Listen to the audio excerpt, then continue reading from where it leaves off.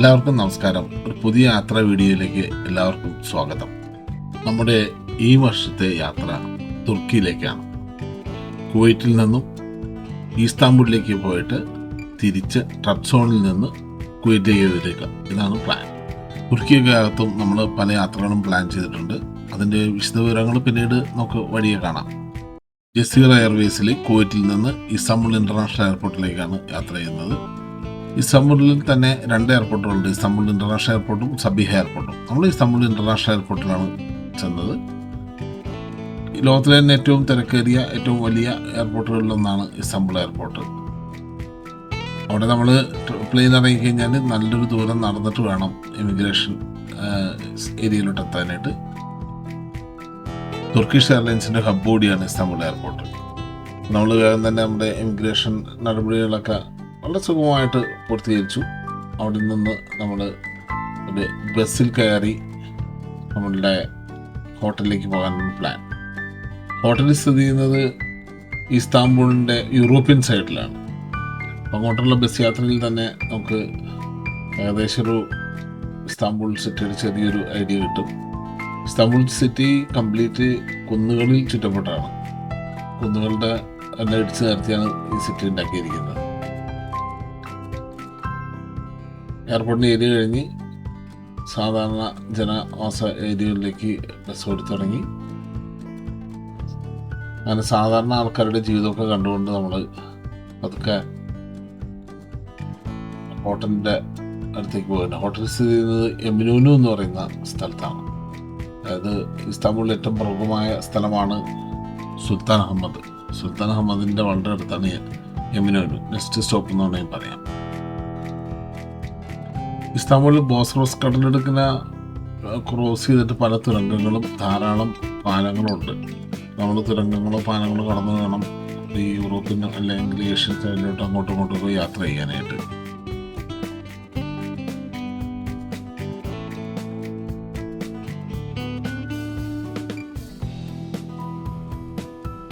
നമ്മളിപ്പോൾ വളരെ പ്രശസ്തമായ ഫിഷർമാൻസ് ബ്രിഡ്ജ് അല്ലെങ്കിൽ ഗലാട്ട ബ്രിഡ്ജ് എന്നൊക്കെ അറിയപ്പെടുന്ന ബ്രിഡ്ജിൻ്റെ മുകളിൽ കൂടിയാണ് ബോസ്ഫറസ് കടലിടുക്കിനെ ക്രോസ് ചെയ്യുന്നത്.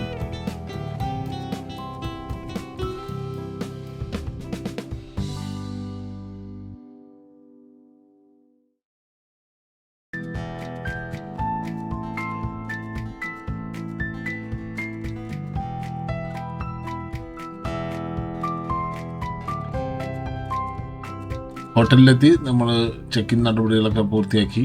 അതിനുശേഷം പെട്ടെന്ന് നമ്മൾ ഈ ഏരിയ ഒക്കെ ഒന്ന് ചുറ്റിക്കറങ്ങാനായിട്ട് ഇറങ്ങി. ബോസ്ഫറസിൻ്റെ സൈഡിലേക്ക് പോകാമെന്നാണ് പ്ലാൻ ചെയ്തിരിക്കുന്നത്. നമ്മൾ താമസിക്കുന്നതിൻ്റെ അടുത്ത് എല്ലാം ഇതേപോലെ സ്വീറ്റ് ഷോപ്പുകൾ ധാരാളമുണ്ട്. തുർക്കിഷ് സ്വീറ്റ്സ് വളരെ പ്രശസ്തമാണ്. അപ്പോൾ ഇവർ കസ്റ്റമറെ ആകർഷിക്കുന്നതിനായിട്ട് ധാരാളം സാമ്പിളുകളൊക്കെ വെച്ച് നമ്മൾ വിളിച്ച് സാമ്പിളുകളൊക്കെ തന്ന് അതിൻ്റെ പ്രത്യേകതകളൊക്കെ പറഞ്ഞ് മനസ്സിലാക്കിയാണ്. പിന്നീട് വന്ന് മേടിക്കാമെന്നുള്ള പ്ലാനിൽ നമ്മൾ അവിടെ നിന്ന് ഇറങ്ങി. ഇനി ഭക്ഷണം കഴിക്കുക എന്നുള്ളതാണ് ഇമ്പോർട്ടൻ്റ് ആയിട്ടുള്ള കാര്യം. മണി ഏകദേശം ഒരു 2:30 കഴിഞ്ഞിട്ടുണ്ട്.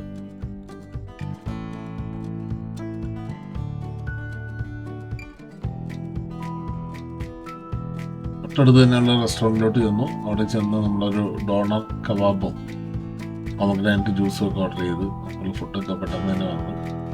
നല്ല അടിപൊളി ടേസ്റ്റി ഫുഡുകളാണ്.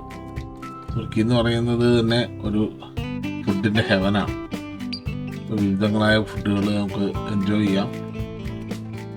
പ്രൈസ് നിലവാരം ഇപ്പോൾ ഇൻഫ്ലേഷൻ കാരണം കുറച്ച് അധികം തന്നെ കൂടുതലാണ്. ഫുഡിന് മാത്രമല്ല എല്ലാ ഐറ്റത്തിനും. അവിടെ നിന്ന് നമ്മൾ നേരെ പോയത് ഇങ്ങനെ ടൂറിസ്റ്റുകൾക്ക് വേണ്ടിയുള്ള സാധനങ്ങളൊക്കെ വെക്കുന്ന ഒരു കടയിലോട്ടാണ്. അവിടെ ചെന്ന് ഒന്ന് ചുറ്റിക്കറങ്ങിയൊക്കെ നോക്കി.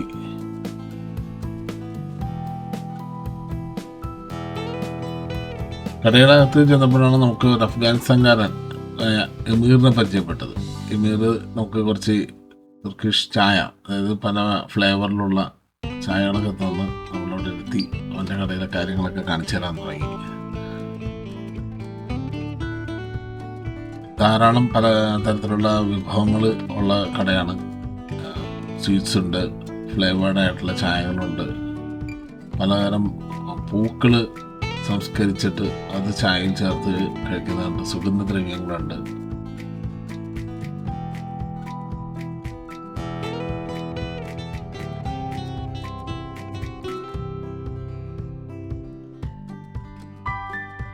ഇവിടെയും ധാരാളം തുർക്കിഷ് സ്വീറ്റ്സ് ഇരിപ്പുണ്ട്.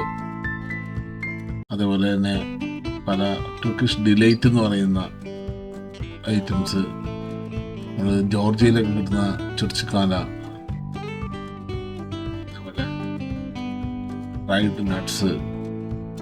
പിന്നെ ഇവിടെ ഉള്ള വേറെ പ്രത്യേകത സിൽവറിൽ ഉണ്ടാക്കിയിരിക്കുന്ന മനോഹരമായ കൗതുക വസ്തുക്കൾ. പിന്നെ ധാരാളം ഫ്ലേവേർഡ് ആയിട്ടുള്ള മഷ്റൂമുകളുണ്ട്. ഊണുകൾ പല ഫ്ലേവറുകളിൽ വെച്ചിട്ടുണ്ട്. അങ്ങനെ കാഴ്ചകളൊക്കെ കണ്ട് അവിടെ നിന്ന് നമ്മൾ പതുക്കെ പുറത്തോട്ടിറങ്ങി. നമ്മൾ ബോസ്ഫറസിൻ്റെ തീരത്തേക്കാണ് പോകുന്നത്. ഇവിടെ അടുത്ത് തന്നെ ഒരു അണ്ടർ വാട്ടർ, അതായത് തുരങ്കത്തിൽ കൂടി ബോസ്ഫറസ് ക്രോസ് ചെയ്യുന്ന ഒരു മെട്രോ ലൈൻ ഉണ്ട്. അവിടെ നിന്ന് കയറി നോക്കി എങ്കിലും നമുക്ക് അല്ലാണ്ട് ഫെറിയിൽ തന്നെ ബോസ്ഫറസ് ക്രോസ് ചെയ്ത് യാത്ര ചെയ്യാമെന്ന് തീരുമാനിച്ചു. നമ്മൾ തിരിച്ച് ബോസ്ഫറസിൻ്റെ അടുത്തേക്ക് യാത്ര തുടങ്ങി.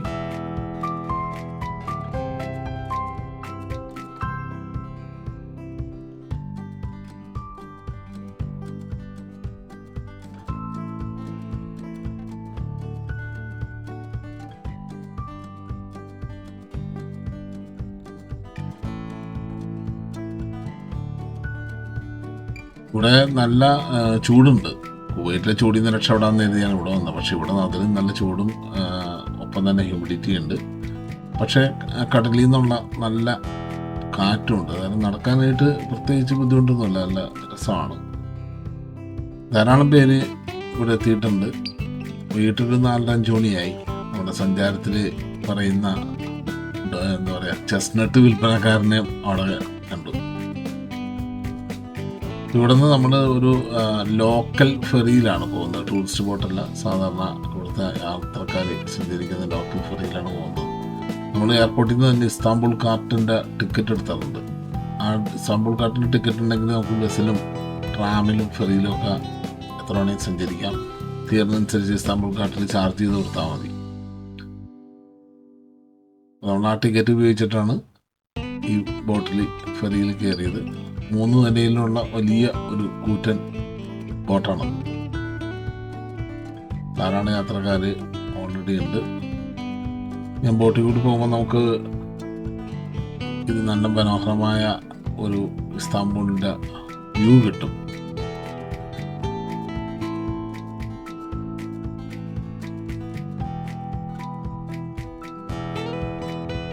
യൂറോപ്യൻ സൈഡിലുള്ള എമിനോനിയിൽ നിന്ന് ഏഷ്യൻ സൈഡിലുള്ള കാഡിക്കോയിലേക്കാണ് പോകുന്നത്. ശരിക്കും പറഞ്ഞാൽ കാരക്കോയ് എന്ന് പറയുന്ന സ്ഥലമാണ്. അവിടെ കാഡിക്കോയ് എന്നാണ് ജെട്ടിയുടെ പേര്. കാഡിക്കോയ് പിയറിലേക്കാണ് നമ്മൾ പോകുന്നത്. ഇസ്താംബുളിൻ്റെ തീരക്കാഴ്ചകളൊക്കെ കണ്ടുകൊണ്ട് ബോട്ടിൽ നമ്മൾ ഇവിടെ യാത്രയുടെ ആദ്യത്തെ സെക്ഷൻ സ്റ്റാർട്ട് ചെയ്തു.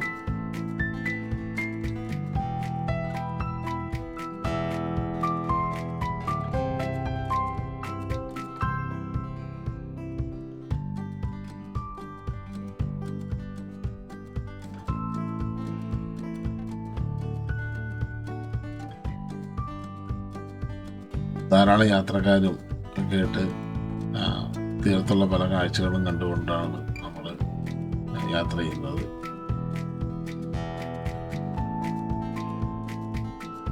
തുർക്കിയിലൊരു കൗതുകരമായ കാര്യം എന്ന് പറഞ്ഞാൽ, തുർക്കിയിൽ നമ്മൾ എവിടെ നോക്കിയാലും തുർക്കിയുടെ ധാരാളം പതാകകൾ കാണുന്നുണ്ടാവും. ഒരു ദേശീയത ഉയർത്തിപ്പിടിപ്പിക്കുന്നതിനകത്ത്, അല്ലെങ്കിൽ തുർക്കി ദേശീയത പ്രകടമായിട്ട് കാണിക്കുന്നതിനകത്ത് തുർക്കിക്കാർ ഈ പതാക എല്ലായിടത്തും പോസ്റ്റ് ചെയ്തിട്ടുള്ളതാണ്. നമ്മൾ അങ്ങനെ കാഡിക്കോയ് പിയറിലെത്തി. യാത്രക്കാരെല്ലാവരും തന്നെ അവിടെ ഇറങ്ങിയിട്ടുണ്ട്. അവിടെ നമുക്ക് ഈ കാഡിക്കോയിലുള്ള ഈ കാരക്കോയ് എന്ന് പറയുന്ന ടൗണിൻ്റെ ഭാഗങ്ങളൊക്കെ ഒന്ന് ചുറ്റിക്കറങ്ങണം. ഇത് കരുതിയാണ് ഈ സൈഡിലോട്ട് വന്നിരിക്കുന്നത്.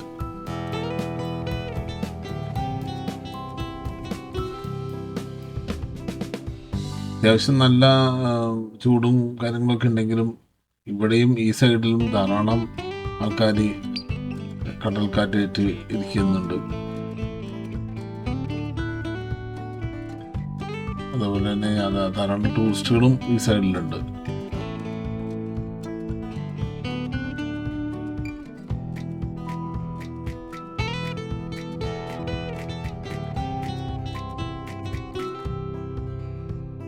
കാടിക്കോയുടെ ഉള്ളിലേക്ക് പോകാനായിട്ട് നമുക്ക് മെട്രോ ലൈനുകളുണ്ട്. പക്ഷെ മെട്രോയിലോട്ടൊന്നും നമ്മൾ നോക്കിയെങ്കിലും അത് വേണ്ട, നമുക്ക് നടന്ന് തന്നെ കാഴ്ചകളിലേക്ക് പോകാൻ നിർത്തി ഞങ്ങൾ തിരിച്ച് വീണ്ടും സ്ക്വയറിലോട്ട് തന്നെ വരികയാണ് ചെയ്തത്. കാടിക്കോയ് മെയ്താൻ, അതല്ലെങ്കിൽ കാടിക്കോയിലെ സ്ക്വയർ മുഴുവൻ റിനോവേഷൻ നടക്കുകയാണ്. അതുകൊണ്ട് അവിടെ പ്രത്യേകിച്ച് നമുക്ക് ചെയ്യാനില്ല. നമ്മൾ നേരെ തന്നെ ടൗണിൻ്റെ ഉള്ളിലേക്ക് കടന്നു.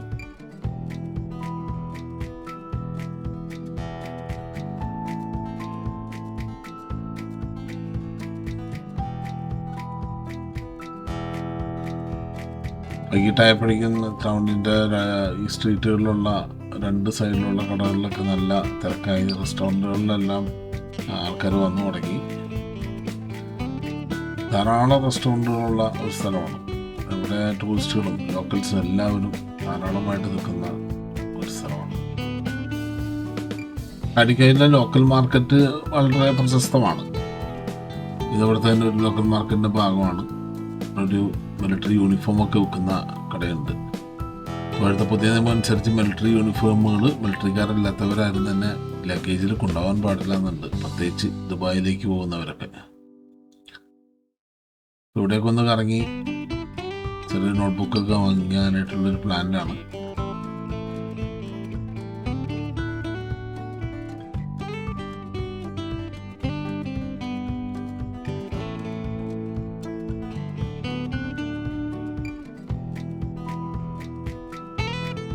അവിടെ നിന്ന് നമ്മൾ തിരിച്ച് ആ പ്രൊമനേഡിലോട്ട് തന്നെ വന്നു.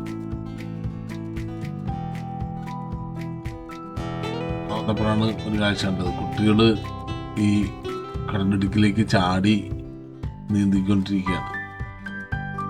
അവിടെ ക്യാമറയൊക്കെ കണ്ടു കഴിഞ്ഞപ്പോൾ കുട്ടികൾക്ക് സന്തോഷമായി.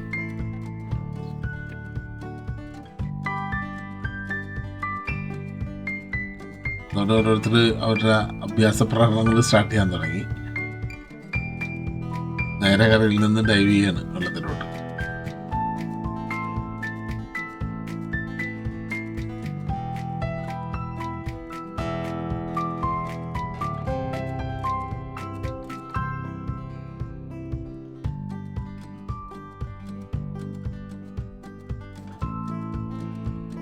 ആക്ഷൻ ക്യാമറ കണ്ട് കഴിഞ്ഞപ്പോൾ കൊച്ചു പയ്യനൊരുത്തിന് കൂടുതൽ ആവേശമായി. അവൻ ചില തമാശ ആക്ഷനുകളൊക്കെ കാണിച്ച് അവൻ്റെ സ്റ്റൈലുകളിലുള്ള ഒരു ചാട്ടം കൂടി നടത്തി.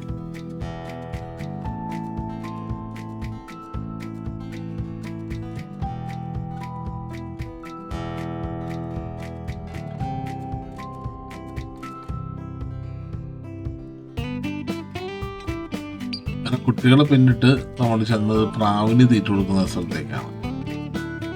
നമ്മുടെ സഹയാത്രിക്കാണെങ്കിൽ പ്രാവുകളെ ഓടിച്ചു വിട്ടിട്ട് ഇങ്ങനെയുണ്ടെന്ന് നോക്കണമെന്ന് പറഞ്ഞു. ആ ഒരു കലാപരിപാടിയിൽ സഹയാത്രിക ഏർപ്പെട്ടിരിക്കുകയാണ്.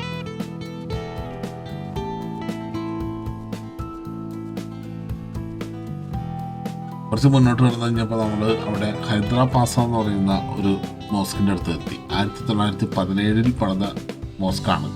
പക്ഷെ മോസ്കിൻ്റെ ചുറ്റും റിനോവേഷനും എന്തൊക്കെയോ എക്സ്കവേഷനും പരിപാടികളൊക്കെ നടക്കുന്നതുകൊണ്ട് മോസ്കിൻ്റെ അകത്തോ അല്ലെങ്കിൽ അതിൻ്റെ സൈഡിൽ കൂടി നമുക്ക് ഒരു കൾച്ചറൽ സെൻ്റർ ഉണ്ട് അവിടെ. അതിനടുത്തേക്ക് പോകണമെന്ന് വിചാരിച്ചാണ്. പക്ഷെ അങ്ങോട്ട് കടക്കാൻ പറ്റാത്ത വിധത്തിൽ അവിടെ കംപ്ലീറ്റ് ബ്ലോക്ക് ചെയ്തിട്ട് കൺസ്ട്രക്ഷൻ നടന്നുകൊണ്ടിരിക്കുകയാണ്. തിരിച്ച് നമ്മൾ വീണ്ടും പിയറിലേക്ക് നടന്നു.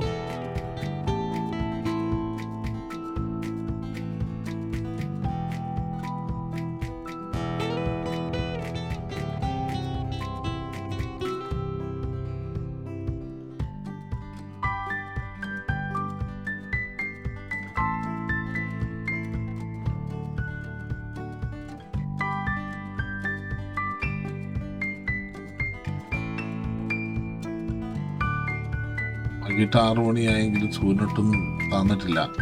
അവിടുന്ന് മുന്നോട്ട് കടന്നു കഴിഞ്ഞപ്പോൾ വഴിയിൽ ധാരാളം കാഴ്ചക്കാർ. അതുകൊണ്ട് മീൻ കൊണ്ടുള്ള പ്രത്യേക വിഭവങ്ങൾ വിൽക്കുന്ന റെസ്റ്റോറൻറ്റുകളൊക്കെ കണ്ടിരുന്നു. അത് ഇട്ടിട്ടുകൊണ്ട് നമ്മളുടെ ഇറങ്ങിയ ജെട്ടിയുടെ അടുത്തേക്ക് വന്നപ്പോൾ നല്ല ഒരു മ്യൂസിക് അകലിൽ നിന്ന് കേൾക്കുന്നുണ്ടായിരുന്നു.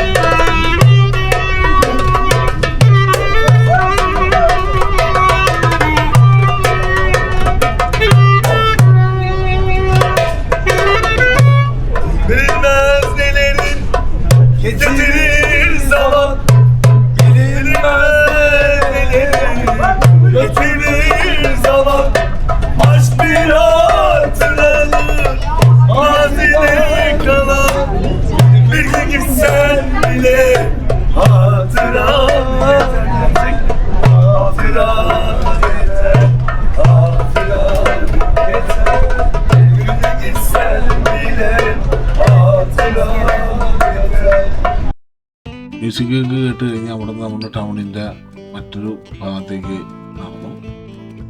ഇവിടെ ഇനി ഡിന്നർ കഴിക്കണം, അതാണ് മെയിൻ പരിപാടി. വളരെ പഴക്കമുള്ള ചിയ സഫ്രാസി എന്ന് പറയുന്നൊരു റെസ്റ്റോറൻ്റ് ഉണ്ടെന്ന് അറിഞ്ഞിരുന്നു. ചിയ സഫ്രാസി വളരെ പ്രത്യേകതകളൊക്കെ ഉള്ള ഒരു റെസ്റ്റോറൻ്റാണ്.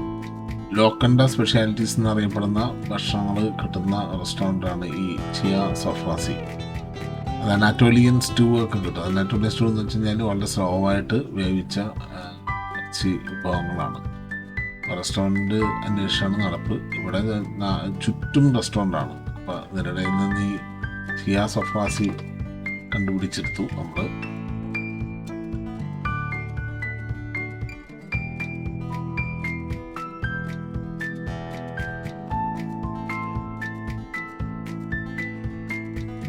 ചിയ സഫ്രാസിയിൽ ചെന്നപ്പോൾ തന്നെ നമുക്കൊരു റോസ്മേരി സർബത്ത് തന്നതൊരു സാമ്പിൾ പോലെ തരുന്നത്. നമുക്ക് അതിനുശേഷം ആവശ്യമുണ്ടെങ്കിൽ വലിയ ക്ലാസ്സിൽ ഓർഡർ ചെയ്യാം. ഞാൻ നേരത്തെ പറഞ്ഞ പോലെ അനാറ്റോലിയൻ ഫുഡ് തന്നെ നമുക്ക് കഴിക്കണം എന്നാണ് പ്ലാൻ ചെയ്തത്. ഫുഡിൻ്റെ കൗണ്ടറിലെല്ലാം ഉണ്ട്, അത് ഡിസ്പ്ലേ ചെയ്തിട്ടുണ്ട്. നമുക്ക് ആവശ്യമുള്ള ഫുഡ് നമുക്ക് കൗണ്ടറിൽ നിന്ന് സെലക്ട് ചെയ്തെടുക്കാം.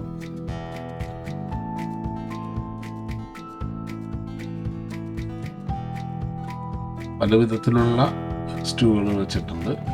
പലതരത്തിലുള്ള ഇറച്ചികളും അതിൻ്റെ കോമ്പിനേഷനുകളുമായിട്ട് ആണ് വെച്ചിരിക്കുന്നത്. നമ്മൾ ഓർഡർ ചെയ്തത് മത്തങ്ങാപ്പൂ കൊണ്ടുള്ള ഒരു ഡംപ്ലിംഗ് ആണ്. നമ്മുടെ മോമോസൊക്കെ പോലെ തന്നെ, പക്ഷെ അത് മത്തങ്ങാപ്പൂവിൻ്റെ ഉള്ളിലാണ് പൊതിഞ്ഞിരിക്കുന്നത്. അത് കൂടാതെ നമ്മുടെ വഴുതനങ്ങ ചേർത്ത് വെച്ച മട്ടൻ കറിയും പിന്നെ ചെറി കൊണ്ട് ചേർത്തുള്ള ഒരു ബീഫ് കറിയുമാണ്. ഇത് രണ്ടും അനാറ്റോലിയൻ സ്റ്റൂ ആണ്. ഒരെണ്ണത്തിൽ വഴുതനങ്ങയും മറ്റേതിൽ ചെറിയുമാണ്. നമ്മൾ ഒട്ടും പ്രതീക്ഷിക്കാത്ത കോമ്പിനേഷനാണ്, പക്ഷേ അടിപൊളി ടേസ്റ്റ് ആയിരുന്നു. നല്ല വിശപ്പുള്ളതുകൊണ്ട് അതൊക്കെ കഴിച്ച് ഞങ്ങൾ അവിടെ നിന്ന് ഇറങ്ങി.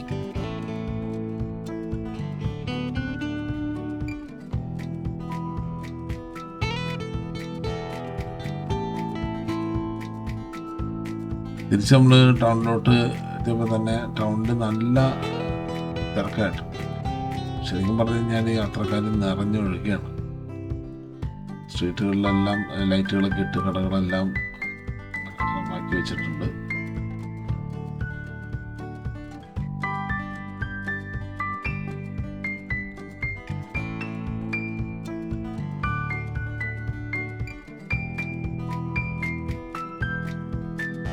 നമ്മൾ തിരിച്ച് കാടിക്കോയി ജെട്ടിയിലോട്ട് തന്നെ വന്നു.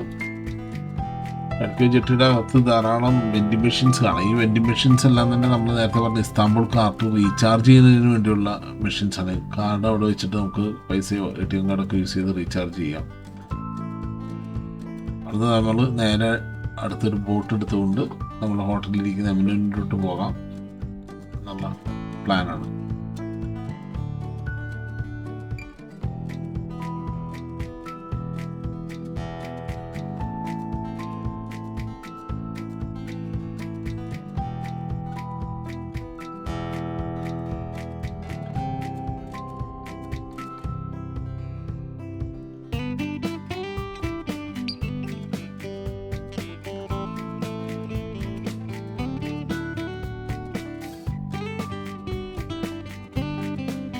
ഈ ബോട്ടിൻ്റെ പ്രത്യേകത എന്ന് വെച്ചാൽ ഈ ബോട്ടിൽ സീറ്റുകൾ സൈഡ് വൈസ് ആയിട്ടായിരുന്നു. അപ്പം സൈഡിൽ കാഴ്ചകളൊക്കെ മനോഹരമായിട്ട് ഇരുന്ന് കണ്ട് ആസ്വദിച്ച് പോകാം. ബോട്ട് കൃത്യസമയത്ത് തന്നെ പുറപ്പെട്ട് നമുക്ക് ഇപ്പോൾ നമ്മൾ കാണുന്നതാണ് കൾച്ചറൽ സെൻറ്റർ. കൾച്ചറൽ സെൻറ്ററിലോട്ട് നമുക്ക് വരാൻ വേണ്ടിയാണ് ട്രൈ ചെയ്തത്. പക്ഷേ അവിടെ കൺസ്ട്രക്ഷൻ നടക്കുന്നതുകൊണ്ട് അടച്ചിട്ടേക്കായിരുന്നു. ഒരു റോമൻ മാതൃകയിലൊക്കെ പണിതിരിക്കുന്ന മനോഹരമായൊരു വലിയ കെട്ടിടമാണ് ഈ കൾച്ചറൽ സെൻറ്റർ.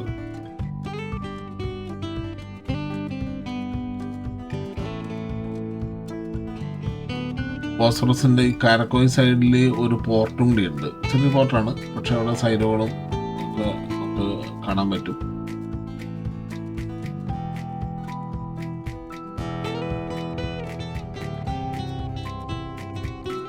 ബോട്ട് നിറയെ യാത്രക്കാരാണ്. ഇതിനകത്ത് ടൂറിസ്റ്റുകളുണ്ട്, ധാരാളം നാട്ടുകാരുണ്ട്. ടൂറിസ്റ്റുകൾ നമുക്ക് പെട്ടെന്ന് തിരിച്ചറിയാം. അവർ എപ്പോഴും ഫോട്ടോ എടുക്കലും വീഡിയോ എടുക്കലൊക്കെ ആയിരിക്കും. ലോക്കൽസ് ആകട്ടെ താഴോട്ട് മൊബൈലിൽ നോക്കി കുത്തിക്കൊണ്ടിരിക്കുകയായിരിക്കും. ബോസ്ഫറസിന് കുറുകെയുള്ള മനോഹരമായ പാലങ്ങളെല്ലാം ധാരാളം ലൈറ്റുകളൊക്കെ ഇട്ട് ഭംഗിയായിട്ട് വെച്ചിട്ടുണ്ട്. നല്ല സുഖമുള്ള കാറ്റടിച്ചുകൊണ്ടിരിക്കുന്നു. ഏഷ്യൻ സൈഡിൻ്റെയും യൂറോപ്യൻ സൈഡിൻ്റെയും നല്ലൊരു കാഴ്ച ഇവിടെ കിട്ടും. ഇവിടെ വെർജിൻ്റെ ഒരു വലിയ യാത്രാ കപ്പൽ കിടപ്പുണ്ട്.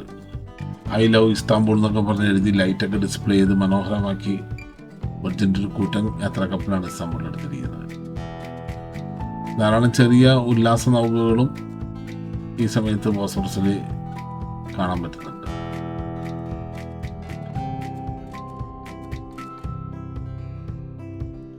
ബോട്ട് നമ്മൾ നേരത്തെ ബസ്സിൽ യാത്ര ചെയ്ത അതേ ഫിഷർമാൻസ് ബ്രിഡ്ജിൻ്റെ അടുത്തേക്ക് കൂടിയാണ് ഇപ്പോൾ പോകുന്നത്. ഫിഷർമാൻ ബ്രിഡ്ജിൻ്റെ താഴെ മുഴുവൻ റെസ്റ്റോറൻറ്റുകളാണ്. ഒരു പാലം എങ്ങനെ യൂട്ടിലൈസ് ചെയ്യാന്നുള്ളതാണ് ഇവിടെ. താഴെ കംപ്ലീറ്റ് റെസ്റ്റോറൻറ്റ്സ് ആണ് കാണുന്നത് മുഴുവൻ. അതും ഫിഷ് അല്ലെങ്കിൽ സീ ഫുഡ് റെസ്റ്റോറൻറ്റുകളാണ്. ഫിഷർമാൻസ് ബ്രിഡ്ജിൻ്റെ മുകളിൽ നിന്ന് ധാരാളം പേര് ചൂണ്ടയിട്ട് മീനെ പിടിക്കുന്നുണ്ട്. ആക്ച്വലി ബ്രിഡ്ജിൻ്റെ ഒഫീഷ്യൽ പേര് ഗലാട്ട ബ്രിഡ്ജ് എന്നാണ്. നമുക്ക് ഇവിടെ പകല് വന്ന് ഇതെല്ലാം വിശദമായിട്ട് കാണേണ്ടതുണ്ട്.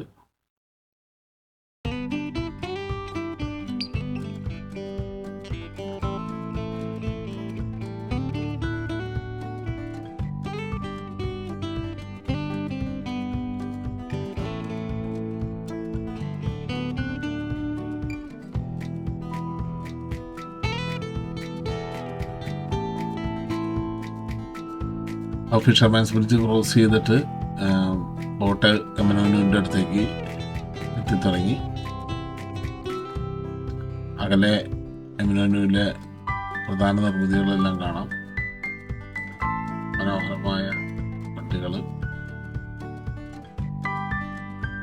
എമിനോനുവിലെ ന്യൂക്കാമി എന്ന് പറയുന്ന പുതിയ മസ്ജിദിൻ്റെ അടുത്താണ് നമ്മൾ എത്തിയിരിക്കുന്നത്. ഇതിൻ്റെ അടുത്താണ് ഹോട്ടൽ. ഇന്നത്തെ യാത്രയെല്ലാം മതിയാക്കി നമുക്ക് ഹോട്ടലിലേക്ക് പോയി ഒന്ന് റെസ്റ്റ് എടുക്കാം എന്ന് കരുതി നമ്മുടെ ചെസ്നട്ടുകാരനെ ഇട്ടുകൊണ്ട് നമ്മൾ ഹോട്ടലിലേക്ക് മടങ്ങി.